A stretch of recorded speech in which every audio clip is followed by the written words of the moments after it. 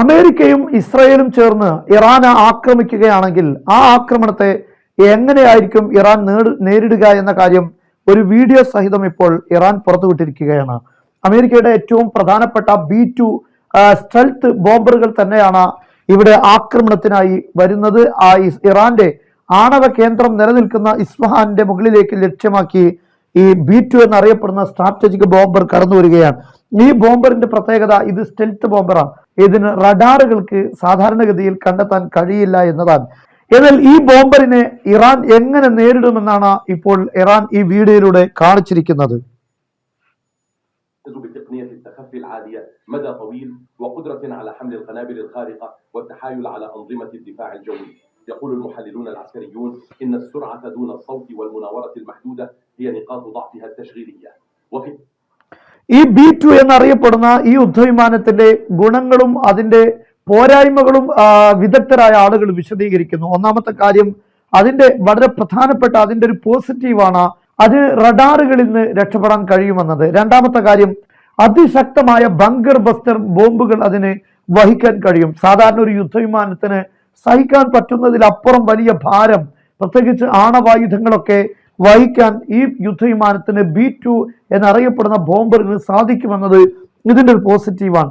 അതേസമയത്ത് അതിന്റെ പോരായ്മകൾ പറയുമ്പോൾ ഒന്നാമത്തെ കാര്യം, അതിന് ശബ്ദവേഗതയേക്കാൾ മറികടക്കാൻ കഴിയില്ല എന്നതാണ്. അതേസമയത്ത് റഡാറുകളിൽ കണ്ടെത്താതെ അതിന് പറക്കാൻ സാധിക്കുമെങ്കിലും കണ്ടെത്തി കഴിഞ്ഞാൽ അതിന് നേരെ വരുന്ന സർഫസ് ടു എയർ മിസൈലുകളിൽ നിന്ന് രക്ഷപ്പെടാൻ സാധാരണ യുദ്ധവിമാനങ്ങൾ ചെയ്യുന്ന പോലെ പെട്ടെന്ന് രക്ഷപ്പെടാനും പെട്ടെന്ന് അതിന്റെ ദിശ മാറ്റാനും ഒന്നും സാധിക്കുകയില്ല. അതുകൊണ്ട് മിസൈലുകളിൽ നിന്ന് രക്ഷപ്പെടുക എന്നത് അതിന് കുറച്ച് പ്രയാസമുള്ള കാര്യമാണ്.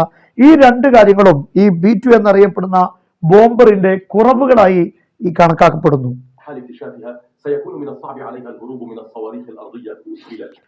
ഏതെങ്കിലും സാഹചര്യത്തിൽ റഡാറുകൾക്ക് അതിനെ കണ്ടെത്താൻ സാധിച്ചു കഴിഞ്ഞാൽ അതിന് നേരെ കുതിച്ചു വരുന്ന മിസൈലുകളിൽ നിന്ന് അതിന് രക്ഷപ്പെടാൻ കഴിയില്ല.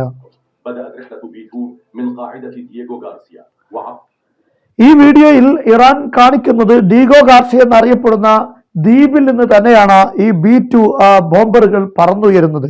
അവിടെ നിന്ന് നേരെ ഇറാനെ ലക്ഷ്യമാക്കി ഇന്ത്യൻ മഹാസമുദ്രവും അതുപോലെ പാകിസ്ഥാന്റെ ഭാഗങ്ങളും എല്ലാം കഴിഞ്ഞ് നേരെ ഇറാനിലേക്ക് എത്തുകയാണ്. لتدخل أجواء إيران عبر بلوشستان. الهدف هو تدمير منشآت نطنز ومركز أبحاث أصفهان. പ്രധാനമായും രണ്ട് ലക്ഷ്യങ്ങളാണ്. ഒന്ന്, ഇസ്ഫഹാനിലുള്ള ഭൂമിക്കടിയിൽ ഇറാൻ സെറ്റ് ചെയ്തിട്ടുള്ള ആണവ റിയാക്ടറുകൾ തകർക്കുക എന്നതാണ്. രണ്ടാമത്തേത്, ഇത്തരത്തിലുള്ള മിസൈൽ സാങ്കേതിക വിദ്യകൾ റിസർച്ച് നടത്തുന്ന വലിയ ലാബുകളുണ്ട്, അത് തകർക്കുക എന്നതുമാണ്. طائرات الحرب الإلكترونية وطائرات الاستطلاع وطائرات التزود بالوقود المتمركزة في الإمارات. تحلق القاذفة على ارتفاع 15 كيلومترا وبسرعة 900 كيلومتر في الساعة. അതിവേഗതയിൽ ഒരു മണിക്കൂറിൽ 900 കിലോമീറ്റർ സ്പീഡിൽ 15 കിലോമീറ്റർ ഹൈറ്റിലുമാണ് ഈ യുദ്ധവിമാനം ഇറാനെ ലക്ഷ്യമാക്കി ചീറിപ്പാഞ്ഞു വരുന്നത്.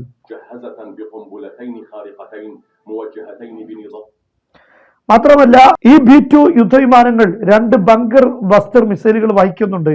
ഇത് GPS അനുസരിച്ച് ലക്ഷ്യങ്ങളെ തേടിപ്പിടിച്ച് ആക്രമിക്കാൻ പറ്റുന്ന 2 മിസൈലുകളാണ് ഈ ബോംബറിൽ ഉള്ളത്. يقوم رادار ما وراء الأفق في بندر عباس ورادار بشير في سيرجان بتتبع الإشارات الضعيفة. അതേസമയത്ത് അപ്പുറത്ത് ഇറാന്റെ ഭാഗത്ത് ബന്ദർ അബ്ബാസിലും അതിനോട് സമീപ സ്ഥലങ്ങളുമായി OTH റഡാറുകൾ സംവിധാനിച്ചിരിക്കുകയാണ്. OTH എന്ന് പറയുമ്പോൾ സാധാരണഗതിയിൽ ഭൂമിയുടെ കർവിനനുസരിച്ച് സാധാരണ റഡാറുകൾക്ക് കണ്ടെത്താൻ കഴിയില്ല, അല്ലെങ്കിൽ ലക്ഷ്യങ്ങളെ മനസ്സിലാക്കാൻ കഴിയില്ല.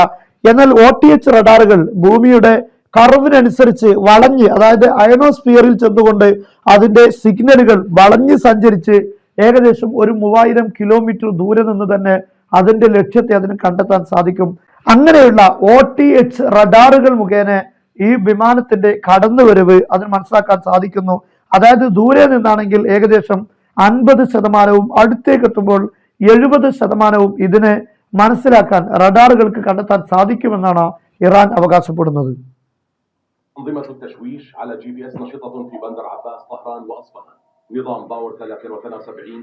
അതോടൊപ്പം തന്നെ ഇസ്ഫഹാൻ എന്നറിയപ്പെടുന്ന ആണവ റിയാക്ടർ നിൽക്കുന്ന ഭാഗങ്ങൾ, അതുപോലെ അമേരിക്കയും ഇസ്രയേലും ആക്രമിക്കാൻ സാധ്യതയുള്ള സ്ഥലങ്ങളിൽ GPS-നെ തടസ്സപ്പെടുത്താനുള്ള സംവിധാനങ്ങളും ഇറാൻ ഏർപ്പെടുത്തിയിട്ടുണ്ട്. അങ്ങനെ വരുമ്പോൾ ഈ ബങ്കർ ബസ്റ്റർ മിസൈലുകൾ GPS അടിസ്ഥാനത്തിലാണ് അത് ലക്ഷ്യത്തെ കണ്ടെത്തുന്നത്. അതുകൊണ്ട് അതിന് ലക്ഷ്യം കാണാൻ സാധിക്കാതെ വരുമെന്നാണ് ഇതിന്റെ പ്രത്യേകത. അങ്ങനെ ഒരു സംവിധാനം കൂടെ ഇറാൻ അവിടെ സംവിധാനിച്ചിട്ടുണ്ട്. بمدى أكثر من 30 كيلومتر في أصفهان ونظام سوم خرداد في كاشان متمركزان. في المرحلة الأولى من الدخول فقط الرادارات السلبية يمكنها اكتشاف بيتون. احتمال الاكتشاف في مرحلة الدخول 50% وفي المرحلة النهائية للطيران أكثر من 70%. بيان ഈ യുദ്ധവിമാനങ്ങൾ പറന്നുയർന്ന് ഈ റഡാറിന്റെ പരിധിയിലെത്തുമ്പോൾ ഏറ്റവും ദൂരെയുള്ള ഘട്ടത്തിൽ നിന്ന് 50%, അടുത്തേക്കെത്തുമ്പോൾ 70% ഇതിനെ കണ്ടെത്താൻ സാധിക്കും. رادارات بشير وسبير تكشف عن وجود طائرة مشبوهة قرب كرمان ويتم إعلان حالة التأهب. അങ്ങനെ കണ്ടെത്തുന്ന സാഹചര്യത്തിൽ കൺട്രോൾ യൂണിറ്റിൽ നിന്നും വാർണിംഗ് സിഗ്നലുകൾ പോകുന്നു. അതായത് മിസൈൽ ലോഞ്ചറുകൾ സജീവമാകാനുള്ള മുന്നറിയിപ്പ് നൽകുകയാണ്. يتم تفعيل الدفاع لحماية ناطنز وفرده. أنظمة تباس، أنصدة خرداد ومرساد في حالة تأهب. مع اقتراب بيتين من الهدف يتم إطلاق صاروخ صياد من نظام باور 373 بسرعة تزيد عن 6 ماخ. യുദ്ധവിമാനങ്ങൾ അടുത്തേക്ക് വരുന്ന ഘട്ടത്തിൽ സയ്യാദ് എന്നറിയപ്പെടുന്ന മിസൈലുകൾ ലക്ഷ്യത്തിലേക്ക് കുതിക്കാൻ സജ്ജമാവുകയാണ്. സയ്യാദിന്റെ പ്രത്യേകത, അതിന് 6 മാക്ക് സ്പീഡ് ഉണ്ട്. അതായത് ശബ്ദ വേഗതയുടെ 6 ഇരട്ടി വേഗതയിൽ അതിന് സഞ്ചരിക്കാൻ സാധിക്കും.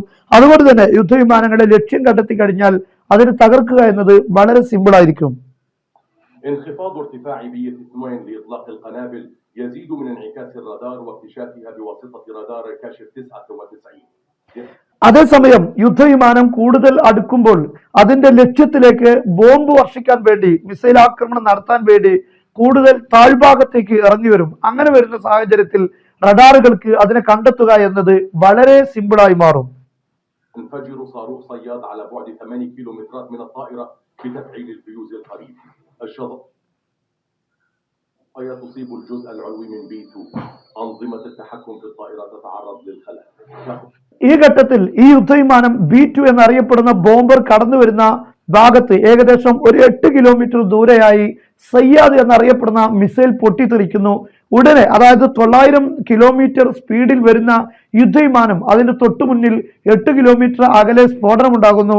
ആ സ്ഫോടനത്തിലേക്കായിരിക്കും ഈ യുദ്ധവിമാനം കടന്നു വരിക. അതിന്റെ നിയന്ത്രണങ്ങൾ തെറ്റുന്നു, കൺട്രോൾ സംവിധാനങ്ങൾ നഷ്ടപ്പെടുന്നു, അത് തകർന്നു വീഴുന്നു. ഈ രൂപത്തിലാണ് ഇതിനെ തകർക്കാൻ വേണ്ടി ഇറാൻ സജ്ജീകരിച്ചിട്ടുള്ള സംവിധാനങ്ങൾ എന്നാണ് ഇറാൻ പുറത്തിറക്കിയ ഈ വീഡിയോ പറയുന്നു. ഇത് യഥാർത്ഥത്തിൽ ഇറാൻ നൽകാൻ പോകുന്ന തിരിച്ചടിയെ വൈതിരിക്കാനുള്ള മറ്റൊരു രീതി ഇവിടെ പ്രകടിപ്പിച്ചതാണോ എന്നറിയില്ല. അതല്ല എങ്കിൽ അമേരിക്കക്കുള്ള ഒരു മുന്നറിയിപ്പാകാം. ആവശ്യമില്ലാത്ത ആക്രമണത്തിന് ഒരുങ്ങേണ്ടതില്ല. ഈ രൂപത്തിൽ ആ ബോംബറുകളെല്ലാം തകർക്കാൻ ഇറാൻ സജ്ജമാണ്. ആവശ്യമില്ലാത്ത നടപടികളിലേക്ക് നീങ്ങിക്കഴിഞ്ഞാൽ അതിന്റെ പ്രത്യാഘാതങ്ങൾ ചിന്തിക്കുന്നതിലും അപ്പുറമായിരിക്കും, അതിഗുരുതരമായിരിക്കുമെന്ന സൂചനയായിരിക്കും ഒരുപക്ഷെ ഇതിലൂടെ ഇറാൻ അമേരിക്കക്കും ഇസ്രായേലിനും നൽകുന്നത്.